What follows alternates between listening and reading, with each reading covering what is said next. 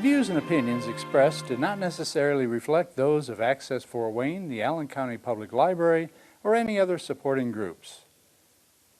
If you'd like to produce a show, call us at 260-421-1250. And do whatever it takes to pass the Save America Act to secure our elections.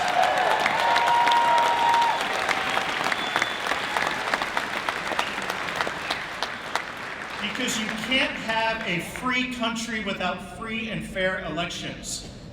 And really, ladies and gentlemen, that's why all of us are here this weekend. Because among other things that you're going to be part of doing on behalf of the Republican Party for the state is to nominate a candidate to be Indiana's next Secretary of State. And you all know how I feel about this. I've made it very clear in my support for my friend Max Engling. We have to put the best candidate forward who can win in November. And I believe that that candidate is Max Engling.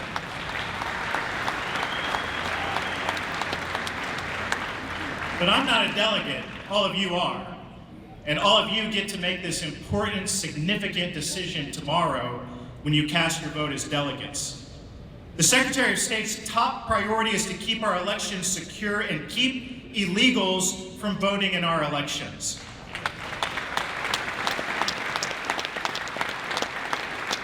And that's really what's at stake, and that's why I just want to take a couple of more minutes tonight and focus on what comes next. Of course, Indiana is a barn-bred state, and this is Trump country, more than anywhere else in the country. But at the same time, we've got to stay focused on winning, because Democrats, get this, Democrats have flown a guy all the way from Washington, D.C. to muck up this race. And of course, I'm talking about the Bai kid, who won his convention last week. This is a guy who left Indiana when he was 3 years old and spent most of his life in the heart of the swamp. This is a guy who graduated from the same elite private school as Al Gore. A school that cost more in 1 year to attend than my dad made in any year of his working life working in a factory right here in Fort Wayne. Of course, after this fancy prep school in Washington, D.C., did Bo Bai move back to Indiana? No, he went to Harvard. Then, guess what he did after that? He went to intern for his mentor, Joe Biden, the worst president that we've ever had in American history.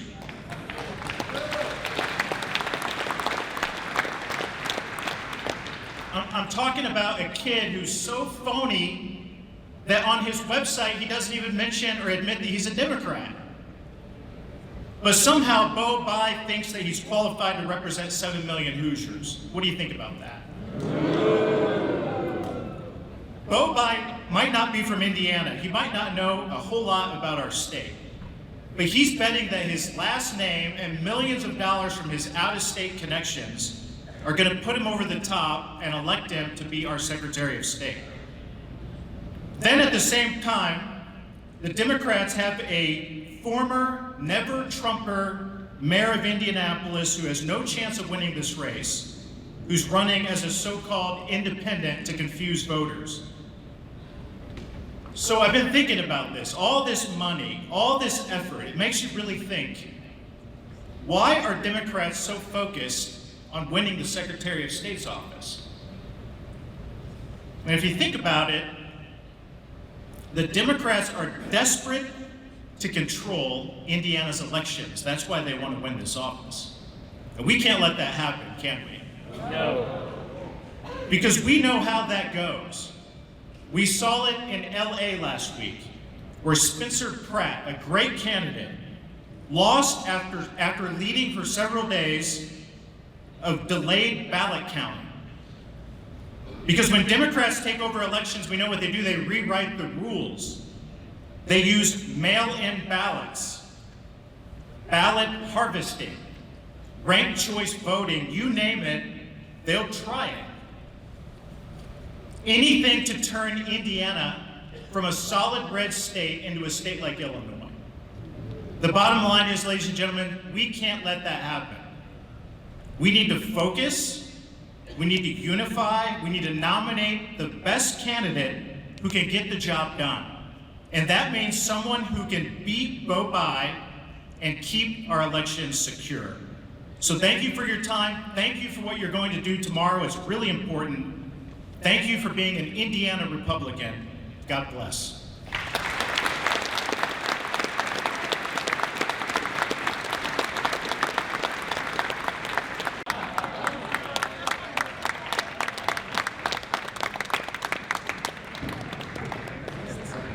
That's why.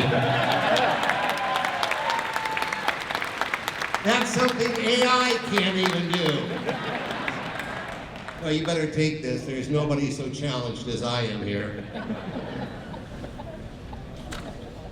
All right, now we're going to welcome our next speaker, Indiana's senior senator, Todd Young. Todd Young is a native of Orange County. Senator Young accepted a commission as an officer in the United States Marine Corps after graduating with honors from the United States Naval Academy. In the Marines, Senator Young trained as a rifle platoon commander before serving as an intelligence officer, spending time on the U.S. southern border. He then went on to serve in the United States House of Representatives before being elected to the United States Senate. Senator Young now resides in Johnson County with his wife Jenny and their 4 children. Johnson County here tonight? Very good. So allow, in addition to Johnson County, let all the counties give a big Indiana Republican Party welcome to Senior Senator, United States Senator Todd Young. Jim Banks's voice and congratulate Bill Bean for receiving the Sagamore the Wabash Award.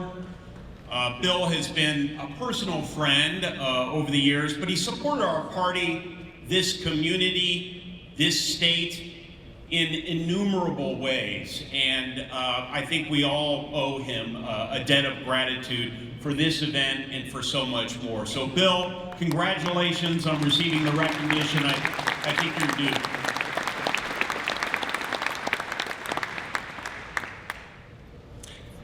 Bill, incidentally, also lent his plane to get one John Kennedy here, the main event. So, frankly, I see the people who do the work. They do the work in our party, they do the work come elections. You do the work consistently, and I thank you for that at the county level. I am here in this season of endorsements to endorse you, to endorse your efforts, to cheer for you and to be supportive of you. As everyone knows, politics is a team sport. I am a member of the team, and sign me up to help however we can. Because it is all of you who knock on the doors. It is all of you who make countless phone calls. It is all of you who grab for spare change when we have down economies to support our candidates. All of you who offer encouragement to those first-time candidates and those incumbents who need a little encouragement along the way. So thank you for doing that. And incidentally, it was all of you in 2016 who helped this United States Senator defeat a Bai. And we're gonna do it again.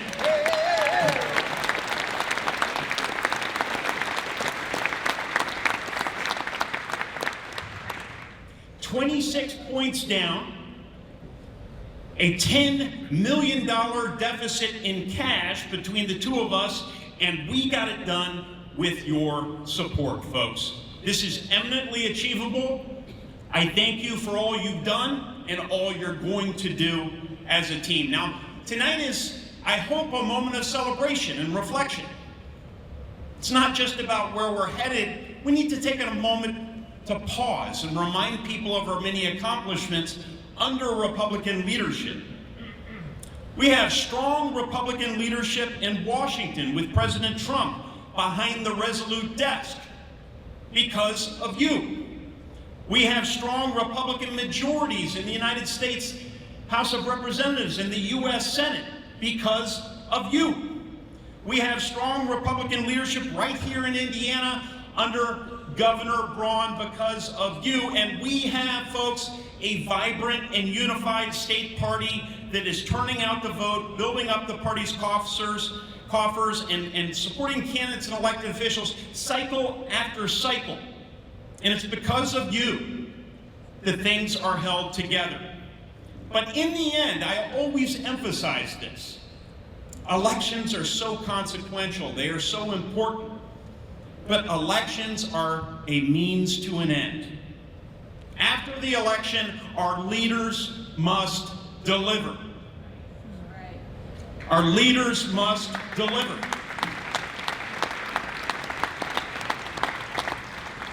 And I am here to argue briefly today that our Republican leadership has delivered. That we have provided the latitude through our Republican leadership to get real results for the American people. President Trump, working together with Congress and Governor Braun, have accomplished some enormously important and consequential things in a short period of time. You might say promises made, promises kept. Together, we have secured the southern border, driving down illegal immigration by 96%.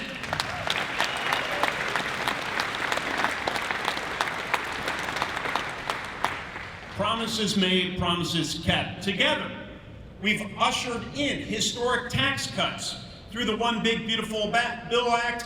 Even if it's not a well-marketed bill, folks, we need to communicate that to people. Promises made, promises kept.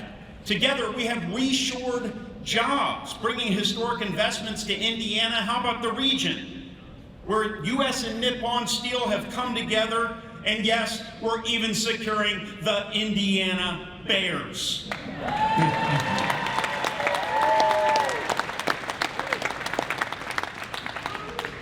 So I can't tell you how proud I am to work alongside my Republican colleagues and President Trump to help make these victories a reality for the American people. And I hope we're just getting started, because our work surely is not finished. It's so important that we keep this going. We win the election, then we fight, say, to keep our border secure, because you know the Democrats aren't going to do it. Then we fight to protect election integrity, and I agree with Senator Banks. Let's pass the Save America Act today.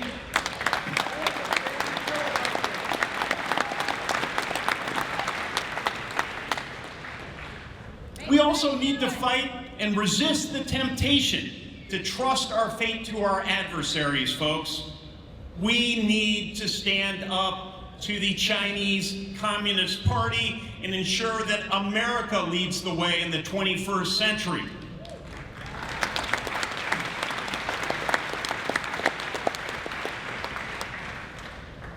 You know what else we need to fight? We need to fight congressional inaction and corruption.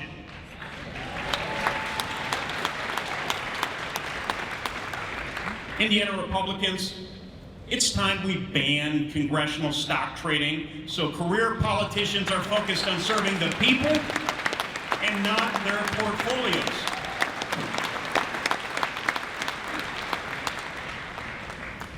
So look, yesterday, as today, so it will be tomorrow. Our current challenges demand Republican leadership. That's why you're here. And it's why I'm committed to electing more Republicans who are going to help us meet the challenges of the day and continue delivering results for Hoosiers and the American people. But let me offer another truth. Strong Republican leadership is just as important as Republican unity, just as important. Our founding fathers, their rally cry was unite or die. There was an existential need to come together. There's an existential need. What makes Indiana one of the leading states in our nation an ideal place to live, work, play, and pray is our ability to rally around common goals. It's to deliver real results, to accomplish, to be part of important things, and to leave this nation a little better than you found it. We're not always going to agree on everything. And that's healthy. That's democracy at work. And dare I say, folks, that's what self-confident Republican parties do. We disagree. And we disagree respectfully. And we come together to advance our shared interests and principles. So when the debate is over, when we come together and when we move forward for the Hoosiers we all serve and represent, we can continue to be a beacon, a model for the rest of this state, and I dare say, for people overseas. Unite or die. This is our standard. This is what has made Indiana a model of conservative leadership and Republican success. This is how we will continue winning. That is my message to you this evening. So whatever happens tomorrow, let me put a very fine point on it. This party is stronger, it's more effective, it's more successful when we work together to build this party, to elect Republicans, and when we serve Hoosiers with respect and a sense of duty that public service requires. This is what separates us, Indiana Republicans, and the state of Indiana from Democrat-run states, like the sewer that sometimes is Illinois and Michigan. While our neighboring states are consumed by division, consumed by dysfunction, Indiana Republicans have taken a different course. And we're united, I should add, not only by political calculation, though that's important, but by mutual respect. Mutual respect. And folks, there's no doubt in my mind that you will answer the call of duty. There's a special responsibility that each of you feels, which is what brings you here. A special obligation each of us has to make sure that Republicans carry the day.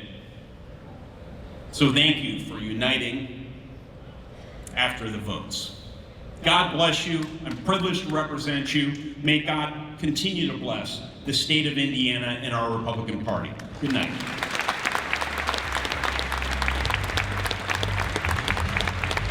Hard-working Hoosiers. Indiana gas prices are the lowest in the country. Governor Braun has brought an entrepreneurial mindset to state government. It's going to be my vision of being an entrepreneurial governor. Focused on cutting costs, growing jobs, making Indiana the best place in America to raise a family, start a business, and pursue the American dream. Ladies and gentlemen, please join me in welcoming a proven conservative leader, the governor of the great state of Indiana, Mike Braun.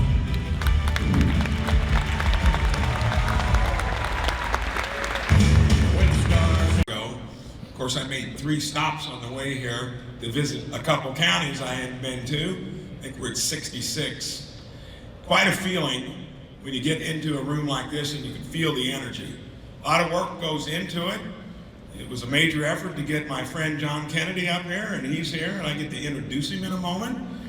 But Lana and the party, thank you for what you do. It's a room full of enthusiasts. Thank you, Bill Bean, for what you've done to make this party great, especially in this area up here, and my good friend. Let's give it up for them. That's where the work comes from.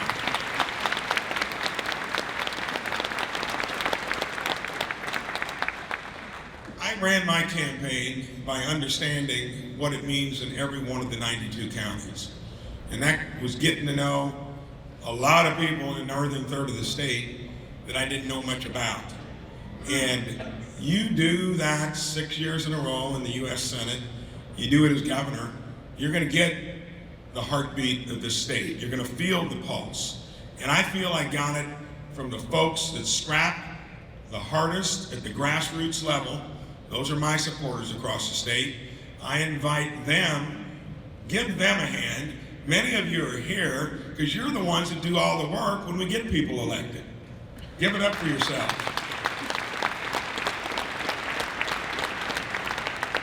Todd referred to it earlier. We've got probably, if not the best, one of the best relationships with the place I served 6 years at. Of course, I chose to come back here. As any entrepreneur, I thought it would make more sense, we'd get more done running this state. We'll go over a few of those things in a moment. We are one of 2 states that is a drone corridor. We're going to get one of the 5 ag hubs that, thank goodness, are getting it out of DC and bringing it back to where you actually grow stuff, raise stuff. Daryl, you appreciate that, don't you? Common sense stuff. And when you're in line with the federal government to get what you need to do and had a tutorial of 6 years to do it, that means we're going to get a lot done. One of the things, went down to the border twice, and it was sad what was going on under a party where the calculation was let as many illegal immigrants into the country and then convert them into voters. That's a bad business plan. You agree with that?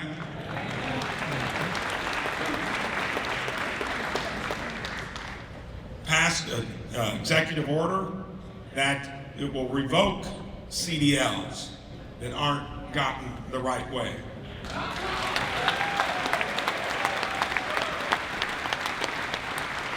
And it's going to be administered exclusively in English so you can read the road signs.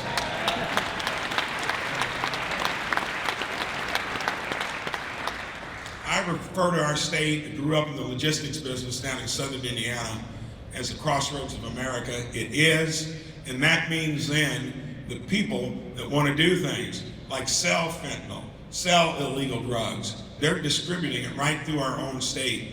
And I want you to give it up for the Indiana State Police, Anthony Scott, Chris Hill, a crew that I've given large latitude to make sure that doesn't happen on our interstates and our highways.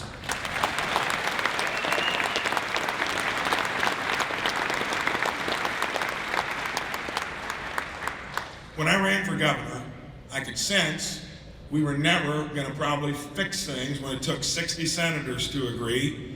The 2 here and John would agree as well. Our country is divided at that level, ideologically, more than it's ever been. Imagine getting 60 senators to agree on something when the other side of the aisle, as Bill Beam referred to, just elected a socialist, a Marxist to run the biggest city in our country. It's not going to work. So we need to make sure, as the founders intended, that states start taking up the slack. We don't have the printing press in the basement. We got the ability to do things that the founders never intended for the federal government to be doing. Like the education, Department of Education that came in under Jimmy Carter. That needs to go.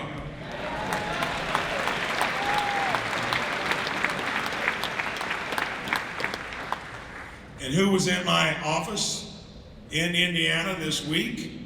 Secretary Linda McMahon, giving us the most aggressive waiver on what we can do to save 20 to 40 million bucks a year without having to go through the red tape from the Department of Education.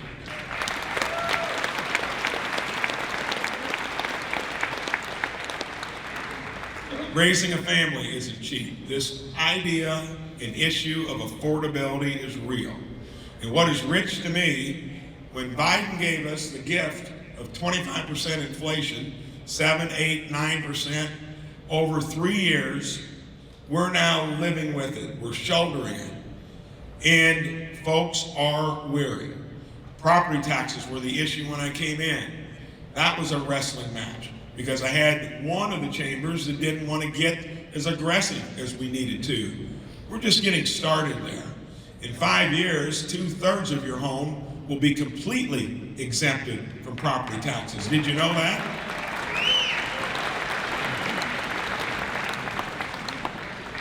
This will mark the first year that universal school choice is available throughout Indiana. That's great news for Hoosier families and a reminder that parents should be in charge of their own kids' education.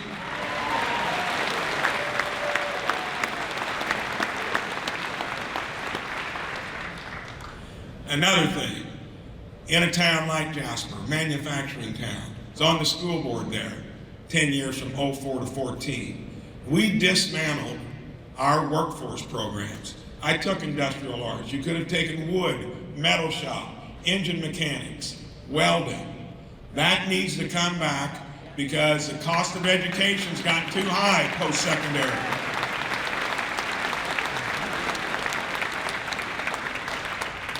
So if you've forgotten it, what I did as part of this affordability focus is Purdue did it for 12 to 13 years. I thought every other public school ought to be able to do it at least for a couple years. Froze tuition and mandatory fees.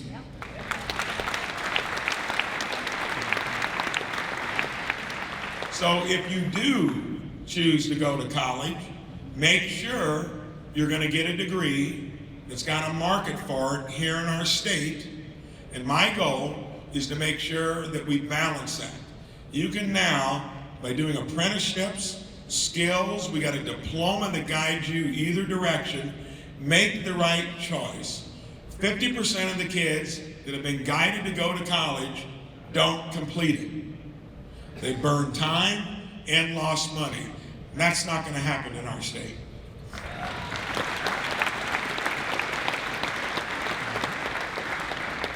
Now, a couple things before I wrap it up with what we're about here this weekend. Well, you know what I'm going to get to eventually. I'll let you think about it. But I'm going to tell you about what can happen in a year and a half. Our unemployment rate was 4.4% in January of 25. It's 3.2% in June of 26.